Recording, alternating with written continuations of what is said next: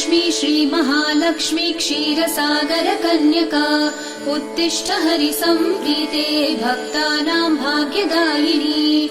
श्रीलक्ष्मी श्रीमहालक्ष्मी क्षीरसागर कन्यका उत्तिष्ठ हरिसम्प्रीते भक्तानां भाग्यदायिनी।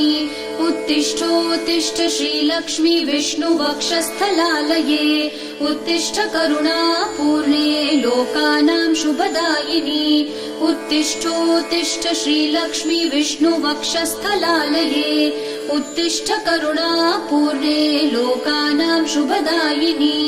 श्रीपद्ममध्यवसिते वरपद्मनेत्रे श्रीपद्महस्तचिरपूजित पद्मपादे श्रीपद्मजात जननी शुभपद्मवक्त्रे श्रीलक्ष्मी भक्तवरदे तव सुप्रभातम्।